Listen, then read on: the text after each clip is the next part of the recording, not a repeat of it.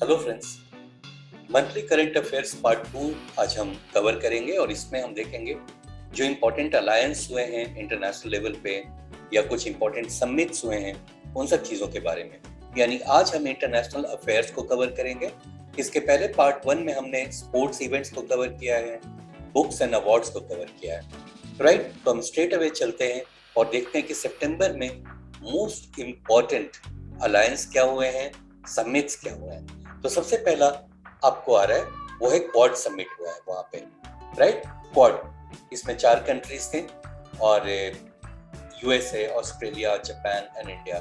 Right, इनका एक summit हुआ है सितंबर में 24 सितंबर को। इसके अलावा हम देखेंगे कि ऑकस का एक अलायंस हुआ है जिसमें 3 कंट्री हैं, ऑस्ट्रेलिया, यूएसए एंड यूके।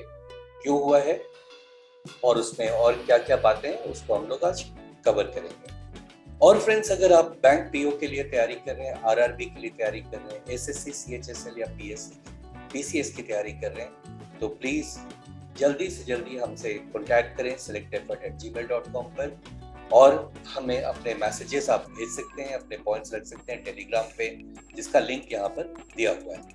तो आइए देखते हैं सबसे पहला इम्पोर्टेंट चीज क्या हुआ है सितंबर में। तो सितंबर में क्वाड मीट के जस्ट पहले एक अलायंस हुआ है और काफी सीक्रेट था ये अलायंस बिटवीन 3 कंट्रीज, और वो थे ऑस्ट्रेलिया, यूके और यूएस।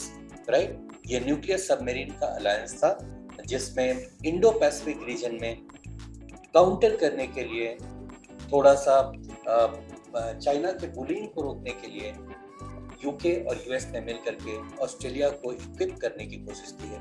लेकिन इसके चलते और क्या क्या हुआ है, फिलहाल यहाँ पर पॉइंट ये दिया है कि AUKUS is a security alliance. Yes, it's a security alliance formed among 3 countries to deepen security cooperation, especially in the Indo-Pacific region. Which of the following countries is not a part of the alliance? इसमें से कौन सा alliance का part नहीं है?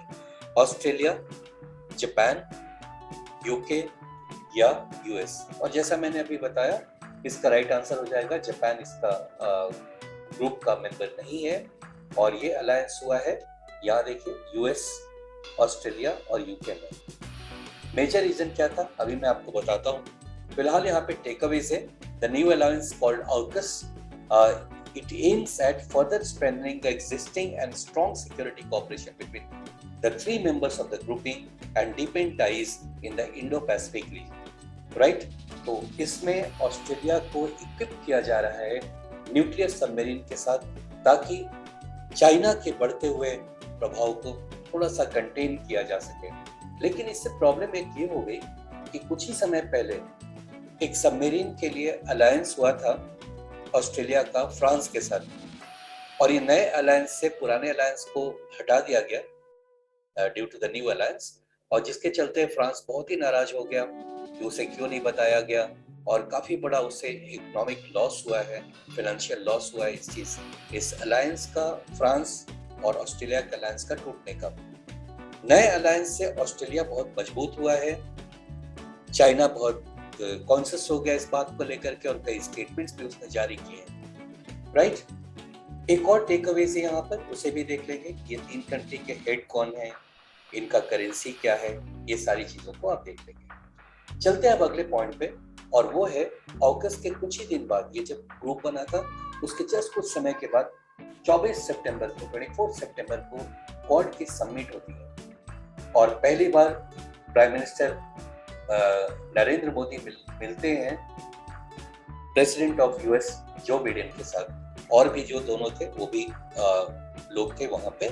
ये summit था, ये चारों कंट्री के जो हेड थे उनकी मीट हुई है 24 सितंबर को। राइट, ये मीट हुई कहाँ है, क्वेश्चन ये है, अगर आपको याद हो, या फिर राइट आंसर इसका यूएसए। जी हाँ, यूएसए में ये मीट हुई। टेकअवेज क्या है?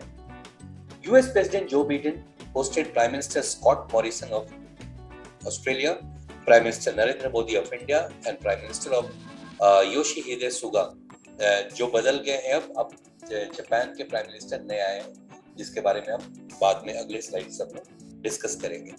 राइट, फिलहाल उस समय में ये चारों थे, US president Joe Biden, prime minister of Australia Scott Morrison, Narendra Modi from India, and Yoshihide Suga from Japan. Right? So Prime Minister Modi will meet US President Joe Biden for the first time. Quad is a group of 4 countries: US, India, Japan and Australia. Right? Next आता है एक और बहुत बड़ा एक meet हुआ है. Which of the following country hosted the Shanghai Cooperation Organization SCO Summit? India भी इसका मेंबर था, रशिया है, चाइना है, ये सारे इंपॉर्टेंट कंट्रीज के मेंबर है एससीओ के. एससीओ समिट 2021 को होस्ट किसने किया?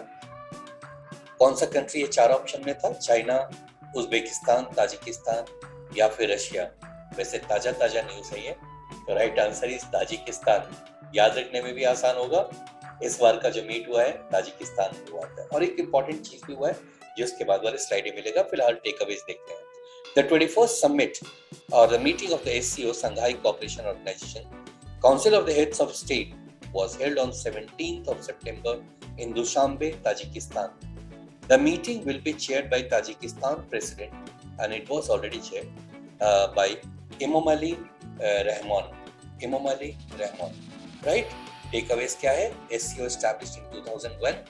मेंबर कंट्रीज इसके टोटल 8 है. आप ऊपर काउंट कर सकते हैं. ये 8 मेंबर्स हैं इसके. India join in 2017. काफी बाद में इंडिया ने ज्वाइन किया था इसको. 2021 का समिट अगर ताजिकिस्तान में हुआ, अगला कहाँ पर है? वो भी यहाँ पर दिया हुआ है, वो है Uzbekistan. Right? So I believe कि एससीओ का ये पॉइंट आप याद रखेंगे. और इस समिट में एक नए कंट्री को भी मेंबरशिप दी गई है, परमानेंट मेंबरशिप. वो कौन सा कंट्री है? यही क्वेश्चन है. Next, which country recently included as the permanent member state of Shanghai Cooperation Organization? USA, UK, Sri Lanka या फिर Iran? And the right answer is Iran. जी हाँ, ईरान को इसमें नया मेंबर बनाया गया. देखिए येलो वाले, रेड वाले तो ऑलरेडी मेंबर हैं. ऑलरेडी ये मेंबर है रेड वाले, एससीओ के मेंबर स्टेट्स हैं. नाउ ऑब्जर्वर स्टेट में ये लोग थे, ईरान था, मंगोलिया था. अब इनको बेलारूस था इसमें. राइट? इसमें से ईरान को परमानेंट मेंबरशिप अब इसमें दे दिया गया है. नाउ टेकअवेज क्या है? Iran's permanent membership in SCO was approved during the Multilateral Alliance Summit in Tajikistan recently. The Iranian President Ebrahim Raisi, who is leading the high-level delegation in Dushanbe, thanked the SCO member countries for Iran's accession to the Eurasian Political, Economic and Security Alliance. Eurasian because इसमें Europe के countries भी हैं और Russia है, Asia के बहुत सारे country हैं. Right?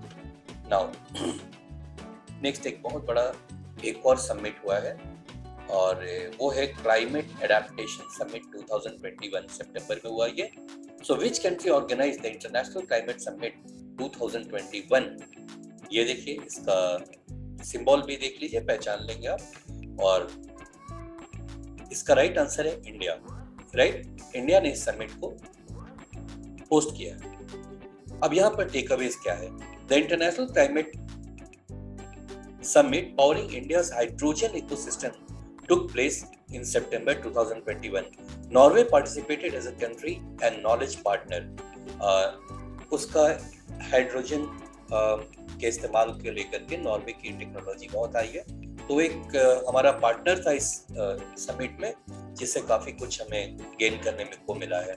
Now hydrogen is considered one of the cleanest fuels for transportation as well as power generation application. It will be a key component for India's vision to have 450 gigawatt capacity of renewable energy 2030.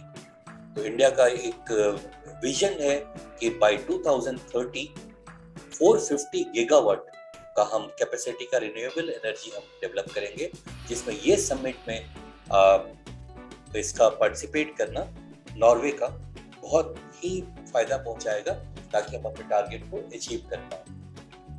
अब आता है G8 summit, G8 group के, G7 जिसे आप कहते हैं, group of 7 most industrialised countries के group के 7 कंट्रीज में दो नए प्राइम मिनिस्टर बने हैं. एक तो दोबारा चुने गए फॉर द थर्ड टाइम और एक बिल्कुल नए हैं. जो नए वाले हैं, अब ये देखना है कि जापान जो कि G7 का एक मेंबर कंट्री है, आपको ये बताना है कि ये 4 में से कौन नए प्राइम मिनिस्टर बने हैं.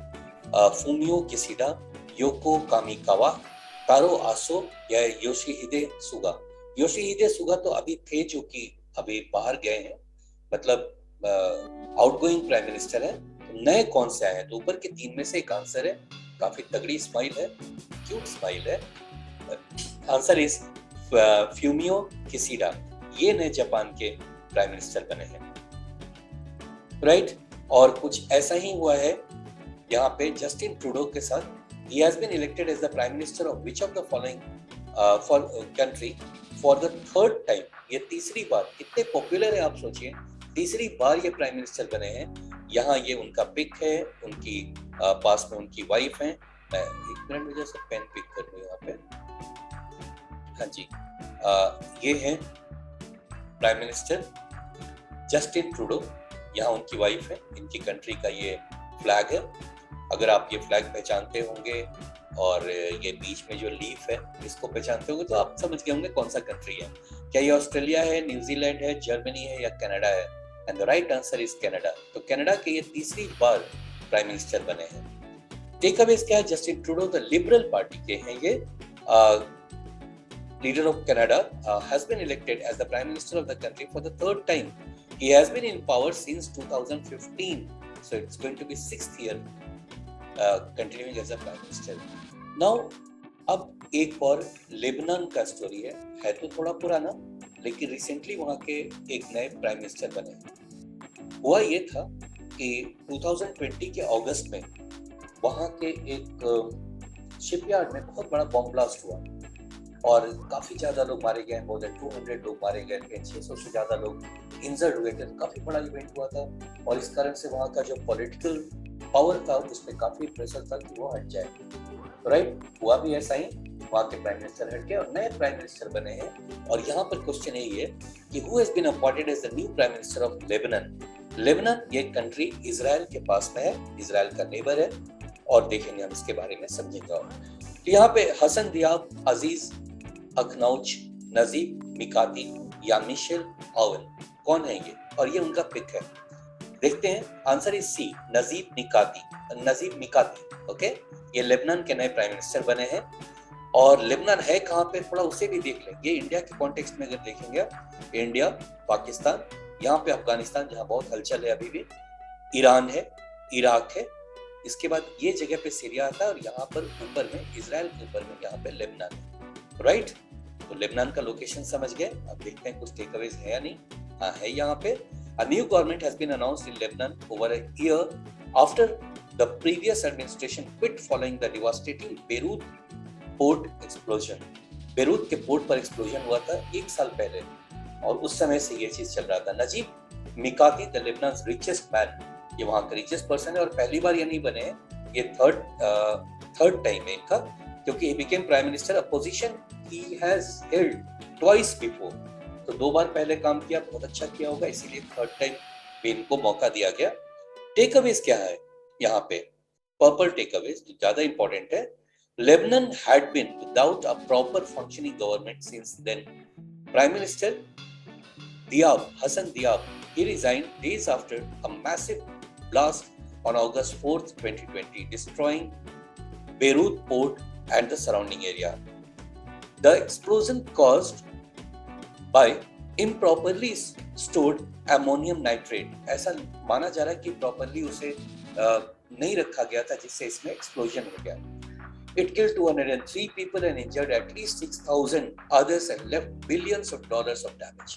बहुत बड़ा ये न्यूज़ था, बहुत काफी दुखद था। आइए थोड़ा और चलते हैं थोड़ा सा ठंडी जगह पे और देखते हैं इसके बारे में क्या न्यूज़ है। Which of the following country, ये पिक देखकर ही थोड़ा सा ठंड तो लगने लगती है। Which of the following country has topped the Global Innovation Index 2021? Global Innovation index 2021, इस लिस्ट में सबसे टॉप पर कौन है? और राइट आंसर है डी, स्विट्जरलैंड। जी हाँ, स्वीडन, नॉर्वे, जर्मनी या स्विट्जरलैंड ऑप्शंस थे और राइट आंसर है डी, स्विट्जरलैंड। टेकअवेज क्या है? Switzerland, Sweden, the US and the UK, okay, and the Republic of Korea are ranked among the top 5 respectively. Top 5 countries में सबसे ऊपर Switzerland, second Sweden, third US, fourth UK and fifth is Korea, South Korea। They are the top 5 ranked countries respectively. Switzerland is one of the only two countries in the world without an official capital. ये भी देखेंगे, बहुत interesting चीज है. एक और country है जिसका ऑफिशियल कोई कैपिटल नहीं है, वो है नाउरू, जो कि ऑस्ट्रेलिया के नॉर्थ ईस्ट में पड़ता है. राइट. अगला टेक अवेज है, India has improved its position, और इंडिया का पहले पोजीशन था 48 और वो इंप्रूव करके 46 हो गया. राइट. आगे चलते हैं, देखते हैं the country that will host the ASEAN summit in November 2021. Okay, नवंबर 2021 में एशियान का समिट कहाँ होने वाला है? इंडोनेशिया, ब्रुनेई, सिंगापुर या Laos. And the right answer, ये देखिए 10 कंट्रीज के पिक्स हैं, आप इसे भी ध्यान से देख लेंगे कौन कौन से कंट्रीज के मेंबर्स हैं. South east Asian nation, that is ASEAN. और right answer is B, that is Brunei, और यहीं पर यह समिट होने वाला है नवंबर 2021 में. Now ASEAN, that means full form है इसका association of south east Asian nations. Total members 10 है. India is not a member of ASEAN, but काफी कंसर्न रहता है क्योंकि हमारा काफी नेबर में है ये सारे countries. Now the 39th ASEAN summit in November 2021. Summit will be hosted by Brunei under the leadership of Sultan Hassan Al Bolkiah. 2022 Cambodia will chair the ASEAN. उसके बाद वाले साल में कंबोडिया में होगा. और साउथ ईस्ट एशियन गेम्स, इन लोग का एक स्पोर्ट्स इवेंट्स भी होता है इन कंट्रीज का, और that will be hosted by Phnom Penh Cambodia. Okay. Now 4 general लोग, हमारे आपके जैसे साधारण लोग जो एस्ट्रोनॉट कॉस्मोनॉट नहीं है, उनको मौका मिला स्पेस में जाने का, और ये मौका किसने दिया और क्या है उसके बारे में ये न्यूज सितंबर में आया. बहुत बड़ा न्यूज था ये.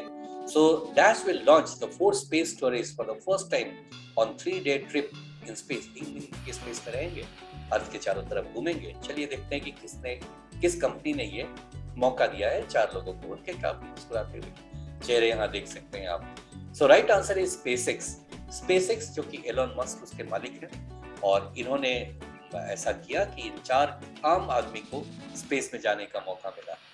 राइट. टेक अवेज देखते हैं इसमें क्या है. 4 people, none of whom are professional astronauts, will strap themselves into capsule atop 200-foot tall SpaceX rocket.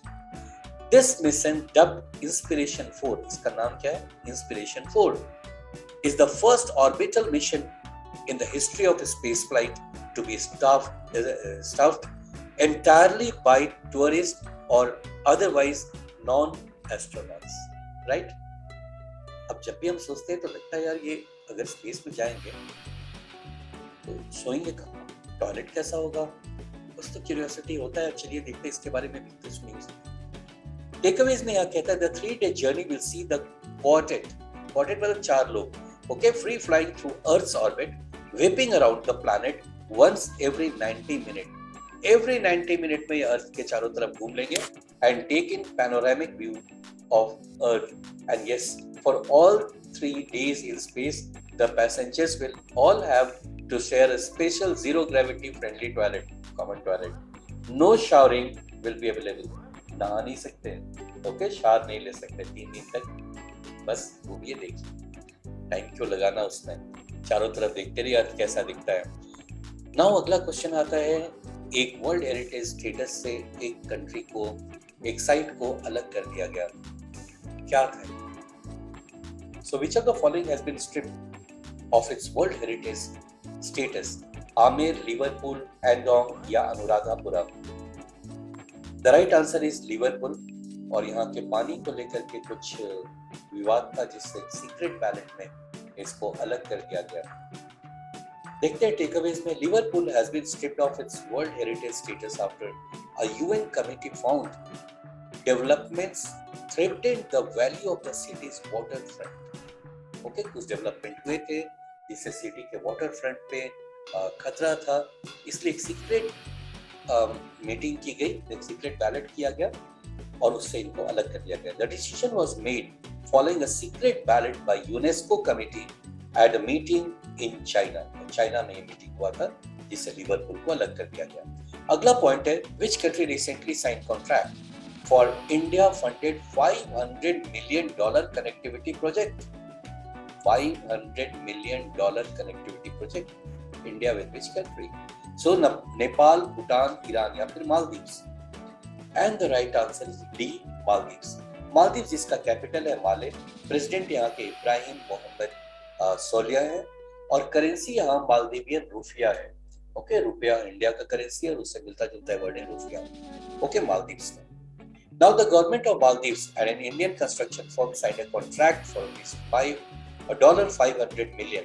Okay, so Greater Malay Connectivity Project, GMCP short में कहते हैं, the Indian Ocean Archipelago largest infrastructure project that is being funded by New Delhi. Okay, अगला point आता है, according to the UNEP, United Nations Environment Program. Environment बहुत बड़ा concern है, अब पूरी दुनिया इसके इंपॉर्टेंस को समझने लगी है।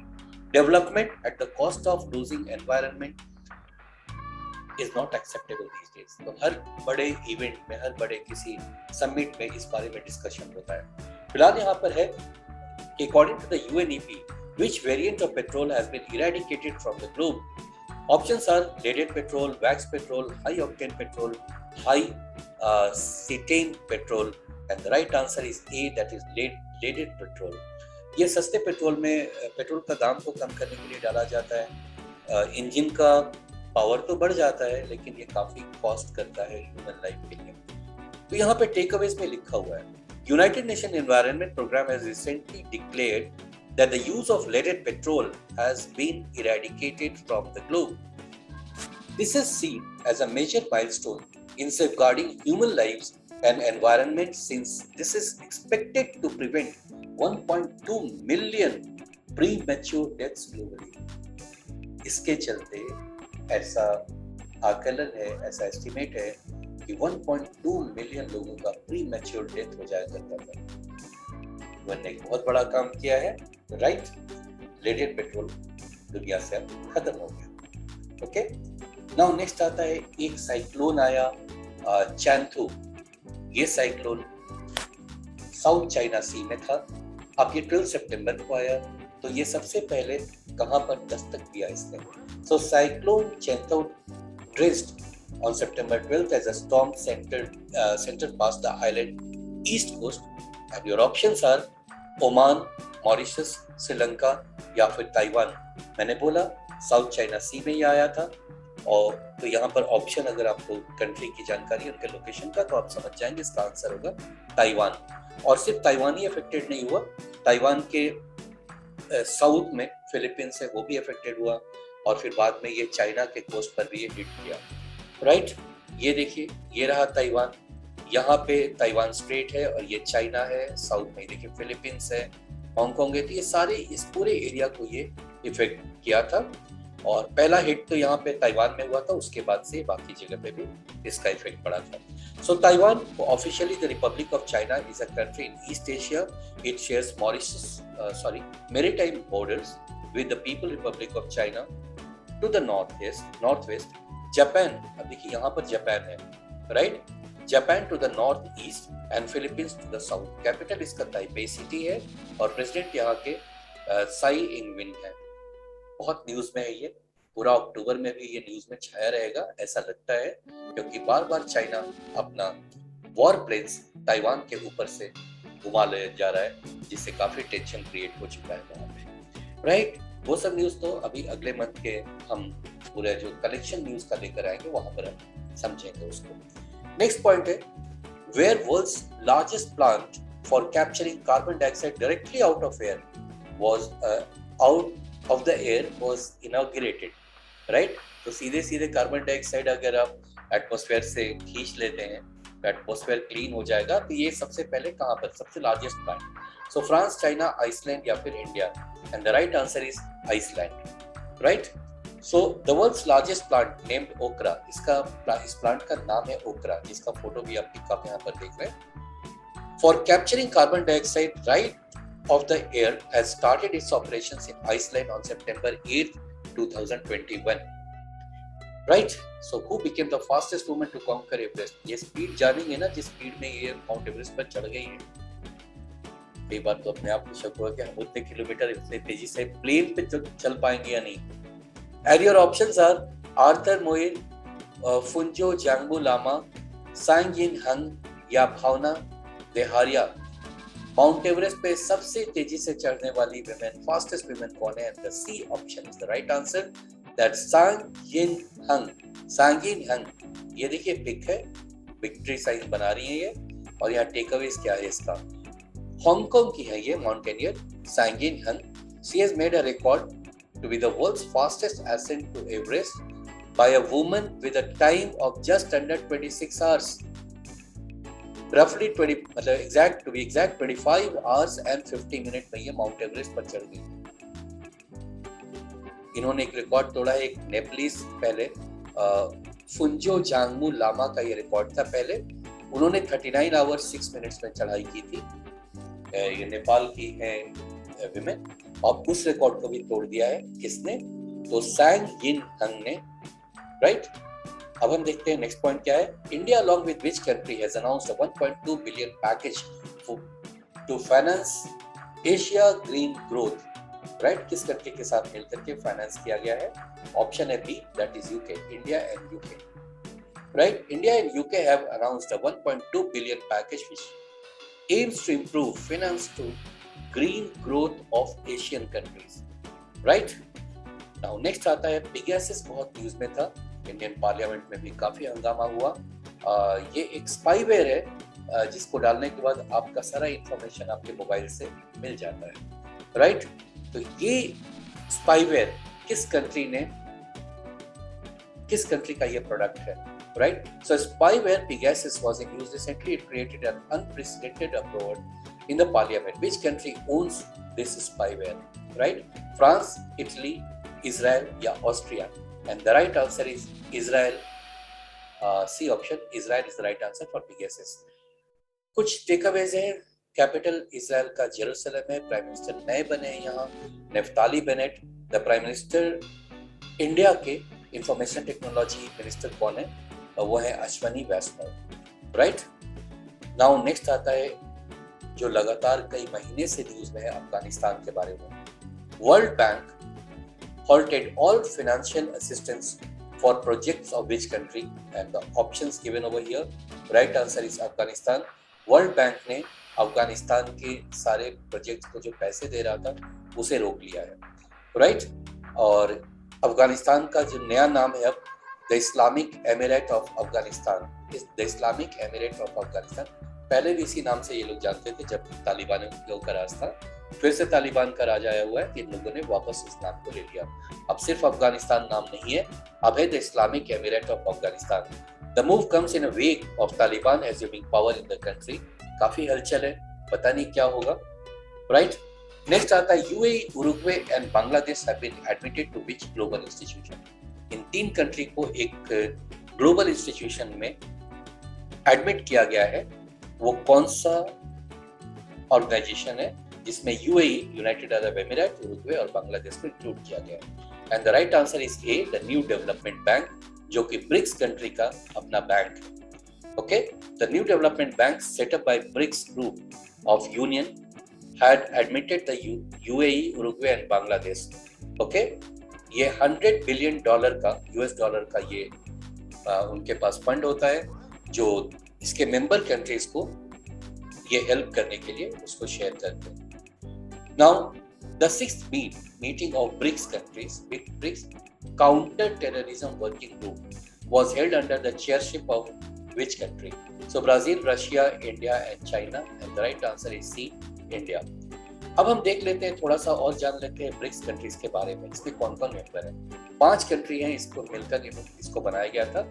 BRICS, वो पहला जो लेटर है इनिशियल से, उसी से कंट्री के नाम से वो लिया गया। सो ब्रिक्स में बी हो गया ब्राजील के लिए, यहाँ के जो प्रेसिडेंट है जायर बोल्सोनारो हैं। देन रशियन, सो ब्रिक्स में बी, आर से रशिया हो गया, व्लादिमीर पुतिन वहाँ के प्रेसिडेंट। आई हो गया India, Narendra Modi prime minister. C हो गया चाइना, सी जिनपिंग वहाँ के प्रेसिडेंट है। और साउथ अफ्रीका के प्रेसिडेंट सिरिल रामाफोसा। तो BRICS ब्रिक्स, राइट। इनका अपना बैंक है, न्यू डेवलपमेंट बैंक, जिसके बारे में जिक्र हो रहा था। नेक्स्ट यहाँ पर एक मिलिट्री एक्सरसाइज हुआ जापान 2021, जिसमें इंडिया भी पार्टिसिपेट किया था। ये किस कंट्री में हुआ है? आपके ऑप्शंस यहाँ पर है, कोशिश कीजिए आंसर करने का। राइट आंसर इज ए, ये रशिया में हुआ है। एंटी टेररिज्म ये इस तरह का काम के लिए। So Indian army participated in exercise Zapad in 2021, a multinational exercise in Russia from 3rd to 16th of September. Right? Now, which of the following space agency to launch large infrared James Webb Space Telescope, एक बहुत ही powerful telescope को launch किया गया है? ISRO, JAXA जो कि Japan का है, नासा या फिर ESA? Right, the right answer is C, that is NASA ने ये लॉन्च किया और पहले से हुबल जो टेलीस्कोप था उससे कहीं ज्यादा ये पावरफुल है, जो टेक अवे इसमें आपको मिल जाएगा, ये लिखा हुआ है। राइट, तो हम आगे बढ़ते हैं। अगला, the first ever bronze statue of bitcoins anonymous creator. So bitcoin का एनोनिमस क्रिएटर है, इनके बारे में कोई नहीं जानता। सातोशी नाकामोटो माना जाता है इनको, और इनका एक ब्रोंज स्टैच्यू को अनवील किया गया किस कंट्री में? सैन साल्वाडोर, दुबई, बुडापेस्ट या Madrid? And the right answer is C, Budapest. Right, Budapest Hungary का कैपिटल है, यहाँ पर ब्रोंज स्टैच्यू इनका लगाया गया है। ये एनोनिमस पर्सन माना जाता है, मतलब पता नहीं है कौन है ये। राइट, तो एक अजीब सा एक, आप अगर इस स्टैच्यू को देखेंगे तो थोड़ा सा एक्स्ट्रा ह्यूमन दिखता है। राइट, अब हम पहुंच गए लास्ट क्वेश्चन पे, लास्ट पॉइंट पे। और हाल ही में एक कंट्री में बिलो 18 ईयर्स आपके साथ बहुत सारा रेस्ट्रिक्शंस लगाया गया है कि पर वीक आप 3 आवर्स ही ऑनलाइन गेम्स खेल सकते हैं, इससे ज्यादा नहीं। और वो भी टाइम भी फिक्स है, इतने बजे से इतने बजे तक। शायद ज्यादा कॉन्सेंट्रेट करें, ये पावर काफी, ये एज ग्रुप में बहुत पावर होता है, उसे नहीं चाहता ये कंट्री की डिविएट हो अनप्रोडक्टिव चीजों में या लेस प्रोडक्टिव चीजों में, तो वहां पर ये रिस्ट्रिक्शन लगाया गया है। 18 ईयर्स से कम आपका अगर एज है तो आप हफ्ते में सिर्फ 3 दिन तक ऑनलाइन गेमिंग कर सकते हैं। ऑप्शन है US, India, Japan, China, and the right answer is D, China. Right, और ये देखिए, ये 8 PM to 9 PM local time में ही आप इसे खेल सकते हैं। ये भी एक बड़ा न्यूज था। अच्छा है चाइना तक ही है, कुछ और कंट्री में भी होना तो चाहिए, बट लेट अस सी क्या होता है आगे। So thank you so much international events this September के, एंड होप कि आप सब इसे एंजॉय किए होंगे।